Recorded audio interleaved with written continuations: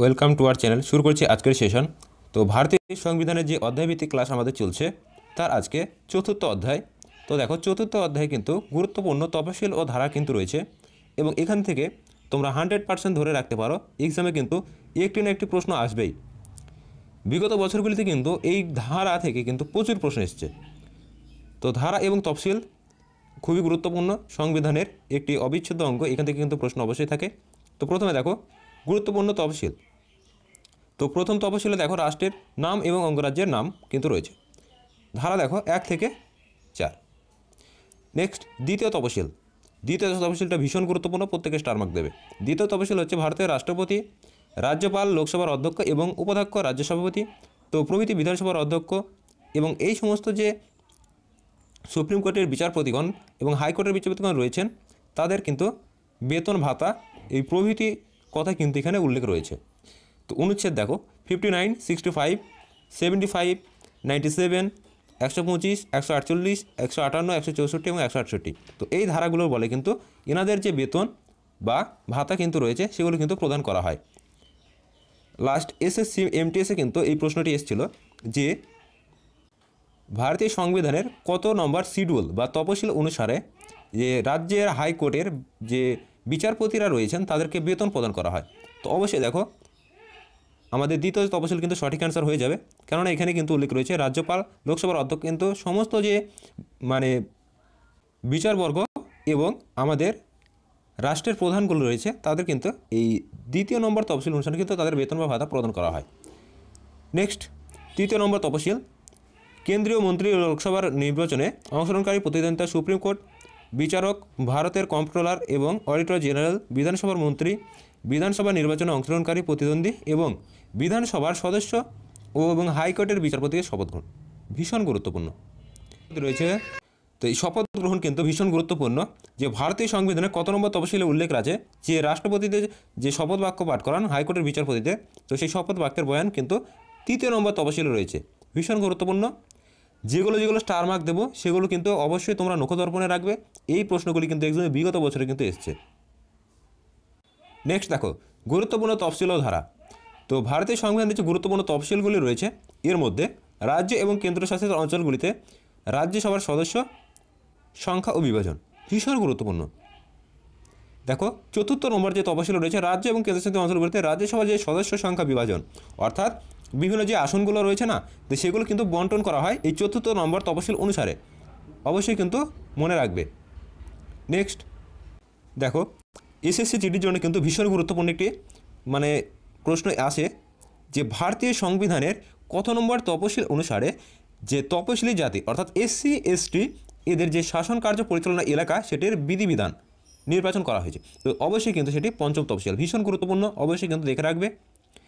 Next ষষ্ঠ তপশিল আসাম, মেঘালয়, ত্রিপুরা এবং বিভিন্ন তপশিলি যে উপজাতি অধ্যুষিত এলাকা রয়েছে তাদের পরিচালনার যে বিধানবিধি সেটি কোথায় রয়েছে দেখো ষষ্ঠ তপশিলে। ধারাগুলি কিন্তু অবশ্যই মেনশন করা রয়েছে, দেখে রাখবে 244 এবং 275 নম্বর ধারা। নেক্সট আজকের মক টেস্টের সবথেকে গুরুত্বপূর্ণ যদি প্রশ্ন থাকে সেটা হচ্ছে এটি, সপ্তম তপশিলে কেন্দ্র এবং রাজ্যগুলির ক্ষমতার মধ্যে কিন্তু বন্টন।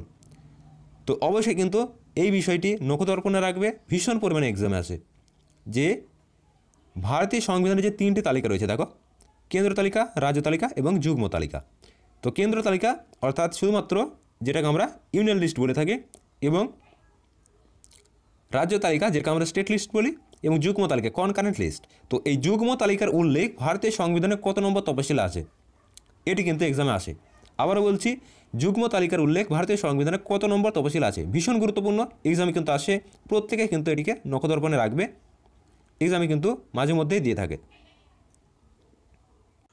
নেক্সট দেখো অষ্টম তফসিল সংবিধানের স্বীকৃতিপ্রাপ্ত ভাষাসমূহের তালিকা, প্রত্যেকে এটিকে ডবল স্টার দেবে, এক্সামে আসার জন্য কিন্তু ভীষণ গুরুত্বপূর্ণ।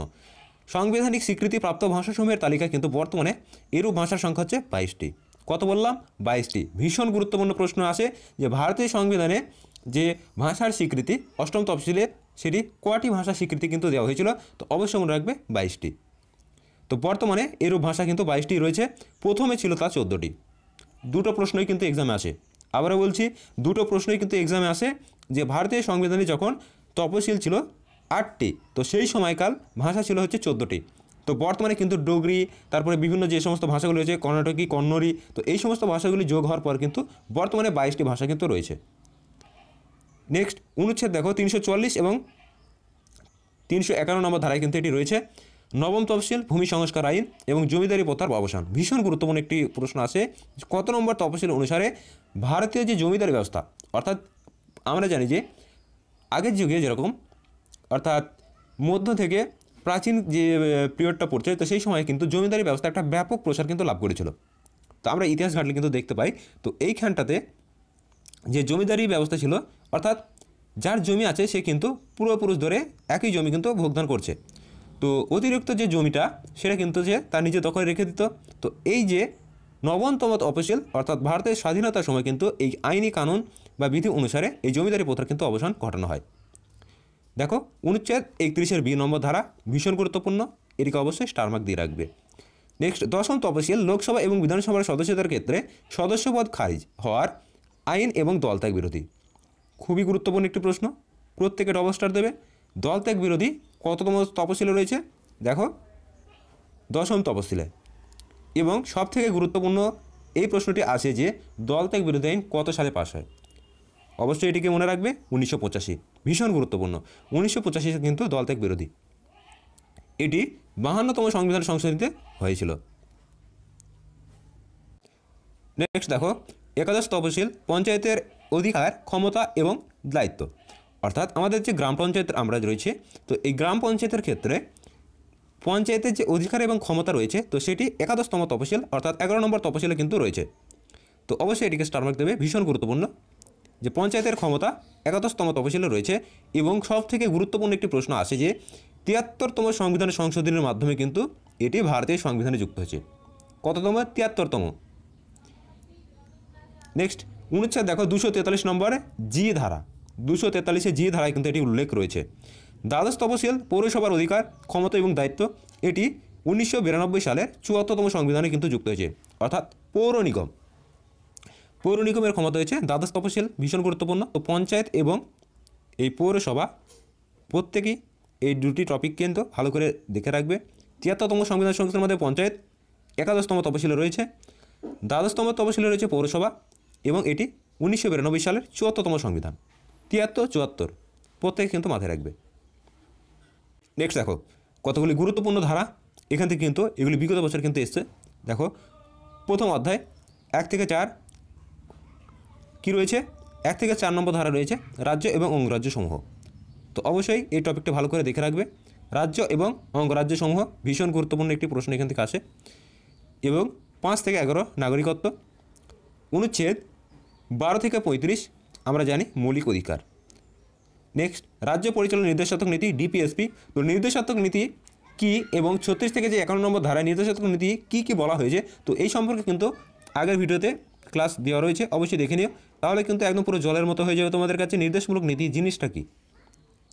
নেক্সট দেখো অনুচ্ছেদ 52 থেকে 151 কেন্দ্র সরকার গঠন এবং শাসন ব্যবস্থা। নেক্সট 6 নম্বর অংশ অর্থাৎ 6 নম্বর যে অধ্যায় রয়েছে, তো সেখানে 152 থেকে 237 রাজ্য সরকারের গঠন এবং শাসন। অংশ 7 অনুচ্ছেদ দেখো 238 দ্বিতীয় ভাগে অঙ্গরাজ্য সমূহ 1956 সালের 7ম সংবিধানের সংশোধনের মাধ্যমে বাতিল করা হয়েছে। অংশ 8 বা অধ্যায় 8 এখানে কিন্তু অনুচ্ছেদ 239 থেকে 42 এখানে রাষ্ট্রের কেন্দ্রশাসিত অঞ্চলসমূহের যে শাসন ব্যবস্থা তার কিন্তু পরিচালনার কথা কিন্তু এখানে বলা হয়েছে। তো অবশ্যই এটিকে স্টার মার্ক দেবে, এক্সামে কিন্তু ভীষণ পরিমাণে আসে। নেক্সট সবথেকে গুরুত্বপূর্ণ যেটি দেখো কোঅপারেটিভ সোসাইটি। কোঅপারেটিভ সোসাইটি এটি ভারতীয় সংবিধানের কত নম্বর অধ্যায় রয়েছে? ধারা না, কিন্তু অধ্যায় রয়েছে। তো অবশ্যই কিন্তু এটি এক্সামে আসে, তো দেখে রাখবে। তো এটি কিন্তু ভারতীয় সংবিধানের 9-এর যে বি অধ্যায়, সো এখানে কিন্তু রয়েছে কোঅপারেটিভ সোসাইটি। নেক্সট অনুচ্ছেদ 244 থেকে 44-এর এ ধারা তপশিলি জাতি উপজাতি এবং এদের যে বিচ্ছিন্ন এলাকা সেই কথা কিন্তু এখানে উল্লেখ রয়েছে। নেক্সট দেখো অধ্যায় 9 এখানে 245 থেকে 263 কেন্দ্র এবং রাজ্যের মধ্যে যে সম্পর্ক। অংশ 12 এখানে দেখো অর্থ সম্পত্তি চুক্তি এবং মামলা মোকদ্দমা ইত্যাদির কিন্তু উল্লেখ রয়েছে। নেক্সট অনুচ্ছেদ 301 থেকে 307 ব্যবসা বাণিজ্য এবং রাজ্যগুলির মধ্যে সম্পর্ক।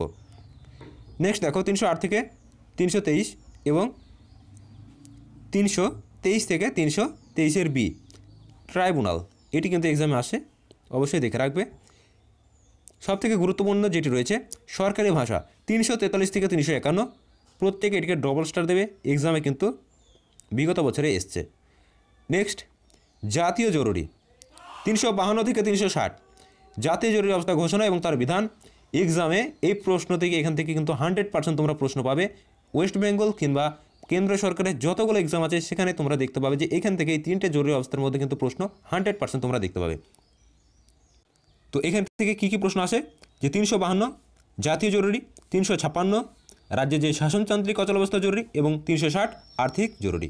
আবারও বলছি 352 জাতীয় জরুরি, 356 শাসনতান্ত্রিক অচলাবস্থা বা রাজ্যের যে কোনো গোলযোগের মাধ্যমে যে অচলাবস্থা তৈরি হয় তো সেটাকে বলা হচ্ছে 356 এবং 360 আর্থিক জরুরি, যেটা আজ পর্যন্ত কিন্তু জারি হয়নি। প্রত্যেকে কিন্তু ভালো করে রেডি রাখবে, ভীষণ গুরুত্বপূর্ণ।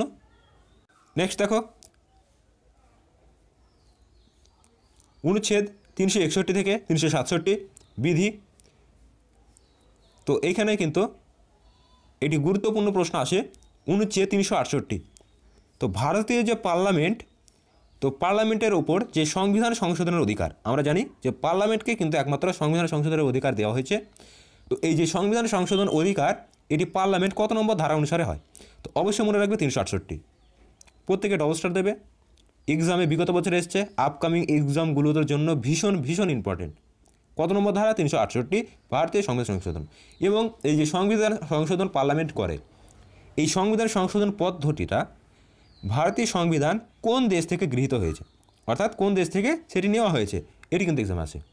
তো অবশ্যই মনে রাখবে south Africa, SA, south Africa বা দক্ষিণ আফ্রিকা থেকে কিন্তু এটি নেওয়া হয়েছে সংবিধান সংশোধন পদ্ধতি। নেক্সট দেখো 369 থেকে 392 অস্থায়ী পরিবর্তনযোগ্য কিন্তু বিশেষ সংবিধান।